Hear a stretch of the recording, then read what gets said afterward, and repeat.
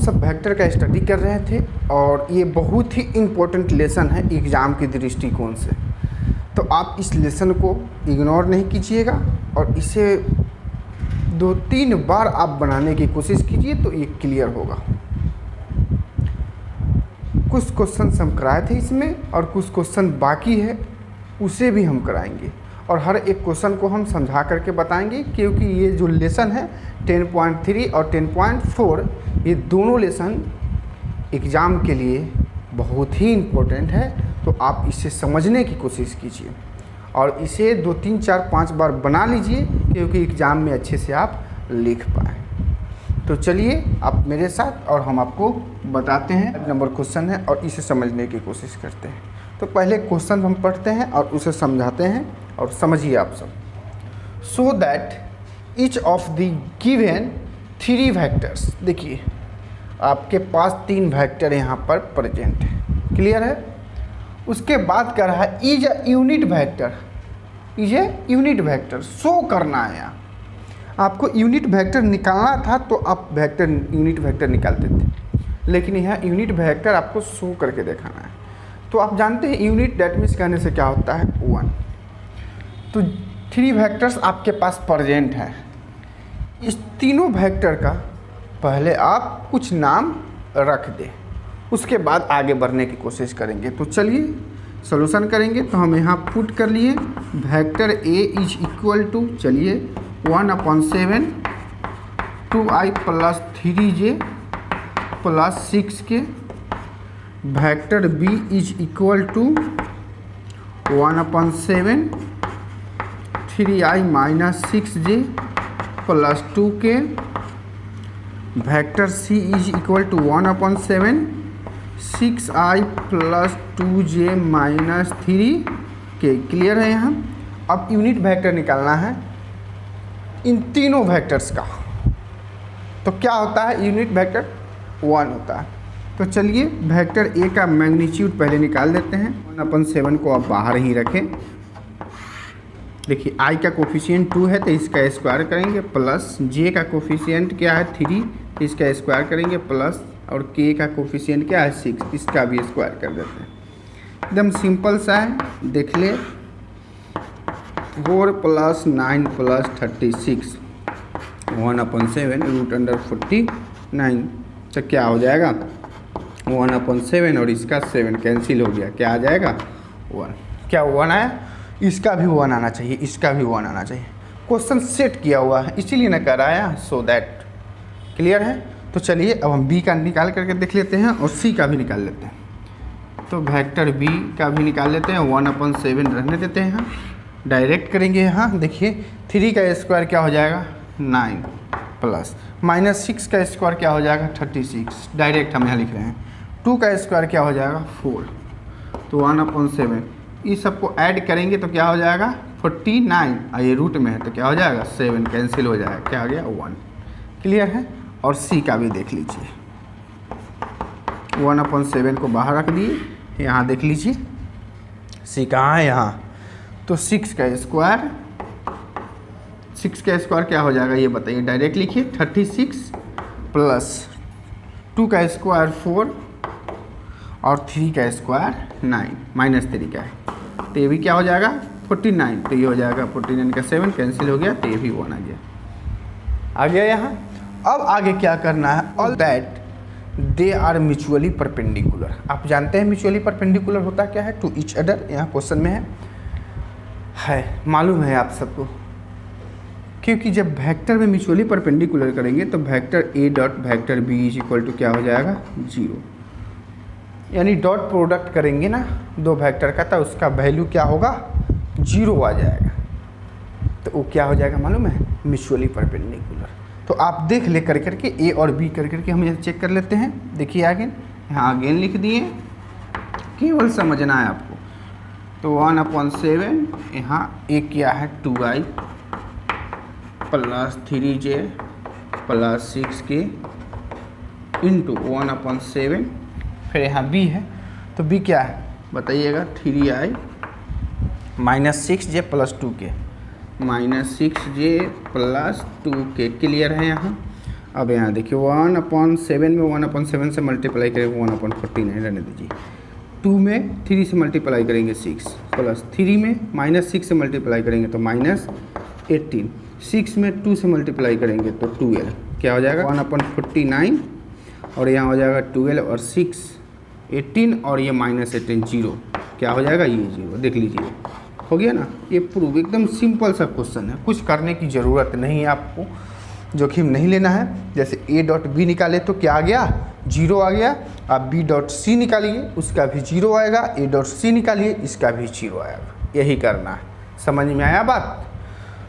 तो अब next question हम आप सबको बताने की कोशिश कर रहे हैं। तो आप देखिए ध्यान से देखिए कि ये लेसन जो है ये बहुत ही महत्वपूर्ण है, ये बार बार हम इसका जिक्र कर रहे हैं कि 10.3 और 10.4 ये लेसन से ही एग्ज़ाम में पूछा जाता है और हम सब भी एग्ज़ाम में इस लेसन से ज़रूर पूछते हैं। तो इसलिए इस लेसन को इग्नोर मत कीजिएगा, ज़रूर 2 3 4 5 बार देखने की कोशिश कीजिएगा, आपको अच्छे से समझ में आ जाएगा। तो चलिए हम आगे बढ़ते हैं। तो देखिए नेक्स्ट क्वेश्चन भी आप सबको दिखाई पड़ रहा होगा और इसे पहले समझिए और क्वेश्चन देखकर भी लग रहा होगा कि हाँ ये क्वेश्चन इंपॉर्टेंट है एग्जाम के दृष्टिकोण से, क्योंकि ये लेसन को ही बना लेना है। जितने भी क्वेश्चन हैं सब क्वेश्चन को टच करते हुए आगे बढ़ना है। तो चलिए हम इसे सॉल्व करके आप सबको समझाने की कोशिश करते हैं। तो एक इक्वेशन दिया हुआ है, तो पहले हम यहाँ लिख लेते हैं गिवन इक्वेशन क्या है, vector A plus vector B into vector A minus vector B is equal to क्या है यहाँ 8 है। अब ये क्वेश्चन में कह रहा था find the magnitude of vector A and magnitude of vector B। Value निकालना है आपको, क्या करना है वैल्यू निकालना है। तो अब कैसे निकालेंगे वैल्यू, ये सबको देखिए। तो आप बचपन से ये पढ़ते आ रहे हैं formula A plus B into A minus B क्या होता है A² माइनस B²। क्या बोलिए है या नहीं है? क्या यहाँ भी हम डायरेक्ट कर सकते हैं और नहीं तो आप इसको मल्टीप्लाई करके भी लिख सकते हैं, गलत नहीं होगा। तो चलिए हम डायरेक्ट लिख देते हैं, क्लियर है यहाँ इज इक्वल टू 8। अब यहाँ पर ध्यान दीजिएगा magnitude of vector A is equal to क्या है 8 मैग्नीट्यूड ऑफ वेक्टर B। क्या क्वेश्चन में दिया हुआ है, तो A के प्लेसेस पे ये रख सकते हैं, यहाँ बिल्कुल रख सकते हैं। तो देखिए क्या आएगा रिजल्ट, ये रहा माइनस, अब यहाँ देखिए 8 का स्क्वायर 64 और यहाँ इसका भी स्क्वायर हो जाएगा, क्लियर है। अब यहाँ देखिए आ जाएगा 63 मैग्नीट्यूड ऑफ वेक्टर B का इज इक्वल टू 8। अब यहाँ देखिए क्या करना पड़ेगा, तो मैग्नीट्यूड ऑफ B का स्क्वायर इज इक्वल टू 8 अपन क्या हो जाएगा 63। अब इसको तोड़ देते हैं, कैसे तोड़ते हैं देखिए 8 को लिख सकते हैं 2√2 और 63 को लिख सकते हैं 3√7 और इसको हम एक ही रूट में डाल देते हैं। Magnitude of vector B is equal to क्या हो जाएगा 2/3√2/7। क्लियर है यहाँ। अब यहाँ पर अब ये समझ रहे हैं कि 63 का ये कैसे लिख दिए, तो हम यहाँ देखिए रफ में आपको बताने की कोशिश करेंगे। 3 से लगाएंगे क्या हो जाएगा 2 और 1, 3 से लगाएंगे क्या हो जाएगा 7। देखिए ये है 3√7। 8 का सिर्फ हम सेम यही करेंगे कंडीशन, तो देखिए 8 का भी आ गया, समझ में आ गया। तो ये सब रफ है, ये आप कर करके थोड़ा सा चेक कर लीजिएगा ना तो अच्छा होगा, क्योंकि जो भी कन्फ्यूजन होगा ना तो दूर हो जाए, तो इसीलिए आप रफ करने की कोशिश कीजिए।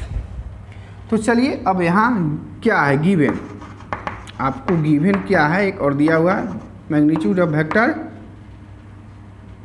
A is equal to 8 magnitude of vector B। तो A यहाँ क्या निकल गया मैग्नीट्यूड ऑफ वेक्टर B का 2/3√2/7। तो ये कैंसिल नहीं होगा, मल्टीप्लाई हो जाएगा 16/3√2/7। तो यहाँ देखिए ये B का भी निकल गया और यहाँ A का भी निकल गया, यही निकलना था। आप देख लीजिए क्वेश्चन में find magnitude of vector A and magnitude of vector B। Clear हुआ। तो बहुत ही इंपॉर्टेंट क्वेश्चन है, जरूर बनाइए, एक बार नहीं कम से कम 4 से 5 बार आप बनाइएगा, 10.3 और 10.4। तो चलिए आगे बढ़ते हैं। तो देखिए 8 नंबर क्वेश्चन है और ये क्वेश्चन देख करके घबराइए बिल्कुल नहीं, क्योंकि हम इस क्वेश्चन को पढ़ करके और पहले समझाते हैं, उसके बाद हम बनाना स्टार्ट करेंगे। तो देखिए क्या है, find the magnitude of two vectors A and B. दो वेक्टर्स है, क्लियर है, हैविंग द सेम मैग्नीट्यूड। अब जब क्वेश्चन को सॉल्व करेंगे ना, तो ये जो हम अंडरलाइन किए हैं ना, इसका काम होगा क्वेश्चन के बीच में, क्लियर है। And such that the angle between them is 60 degree. कहने का मतलब है टू क्वेश्चन, और लिख दीजिए given theta is equal to 60 degree. Clear है, थोड़ा सा दिखने में भी अच्छा होना चाहिए। And their scalar product is, समझते हैं स्केलर प्रोडक्ट क्या होता है, जानते होंगे। And vector A dot vector B, यानी डॉट प्रोडक्ट कितना है 1/2। क्लियर है। तो यहाँ कह रहा है क्वेश्चन में सच दैट, देखिए यहाँ पर the angle between them is 60 degree का दिया हुआ है और स्केलर प्रोडक्ट दिया होगा। तो एक फार्मूला आप जानते हैं, एंगल बिटवीन टू वेक्टर्स क्या होता है मालूम है, cos theta is equal to vector A dot vector B, और यहाँ होता है magnitude of vector A magnitude of vector B. तो देखिए एक फार्मूला को ध्यान में रख रहे हैं, अगर ये फार्मूला को ध्यान में नहीं रखेंगे तो क्वेश्चन में थीटा दे दिया है और स्केलर प्रोडक्ट दे दिया है और क्वेश्चन में कुछ नहीं दिया हुआ है। अगर नहीं समझेंगे क्वेश्चन को और फार्मूला को नहीं याद करेंगे तो क्या करेंगे, क्वेश्चन लिख करके और बैठे हुए रहेंगे। तो इसीलिए आपको क्या करना है, बनाना भी है, प्रैक्टिस भी करना है, क्वेश्चन को भी समझना है और फार्मूला को भी साथ साथ याद करना है। तो चलिए अब देखते हैं इस पर बैठा करके।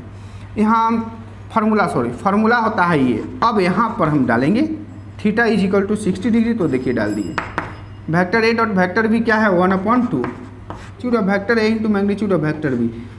तो यहाँ बी के स्थान पर हम यहाँ पर ध्यान दीजिए बदलेंगे, तो यहाँ हम ए ही लिखेंगे। अब कहिएगा कि ऐसा क्यों किए, आप बोलिएगा ना, क्या बोले थे कि इसका काम हम करेंगे क्वेश्चन के बीच में। करा having the same magnitude A and B, दो वेक्टर है तो यहाँ फार्मूला तो यही होता है, दोनों वेक्टर में मैग्नीट्यूड अलग अलग है ना, दो मैग्नीट्यूड भी हो गया, लेकिन क्वेश्चन में कह रहा है आगे जब सॉल्व करेंगे तो सेम करने के लिए, तो इसीलिए magnitude of vector A is equal to magnitude of vector B कर दिए। और यहाँ ए की प्लेसेस पे क्या डाल दिए बी, या बी की प्लेसेस पे ए ही आप डाल सकते हैं, कोई दिक्कत नहीं है। तो यहाँ पर डाल दिए। अब क्या होगा, याद है cos 60 डिग्री का कितना वैल्यू होगा, बताइए हमको। cos 60 डिग्री का वैल्यू 1/2 होगा। क्लियर है। अब यहाँ पर देखिए 1/, इसको हम यहाँ सॉल्व कर देते हैं। चलिए यहाँ आ जाइए, दिखाई पड़ेगा आपको। तो cos 60 का वैल्यू क्या होगा 1/2 इज इक्वल टू 1/2, यहाँ पर स्क्वायर कर देते हैं, मल्टीप्लाई करेंगे। अब क्रॉस मल्टीप्लाई करेंगे तो क्या हो जाएगा, यहाँ आ जाएगा ये 1/2 और ये बाई में आ जाएगा 1/2। क्लियर है, कैंसिल हो जाएगा तो क्या आ जाएगा ये बताइए 1। तो magnitude of vector A is equal to 1। जब ए का 1 आया तो बी का भी क्या आ जाएगा बताइए 1 ही होगा। क्यों कि ए और बी दोनों क्या है इक्वल है। बस यही करना था, कुछ नहीं करना था। क्या क्वेश्चन आया समझ में।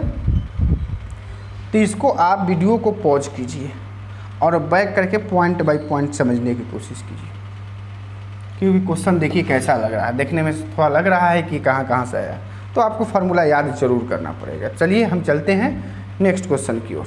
तो देखिए 9 नंबर क्वेश्चन को अभी हम लोग समझते हैं और ये क्वेश्चन उम्मीद है आप सबसे बन जाएगा। अगर हम न भी बताएं इसको फिर भी आप सबसे बन जाएगा।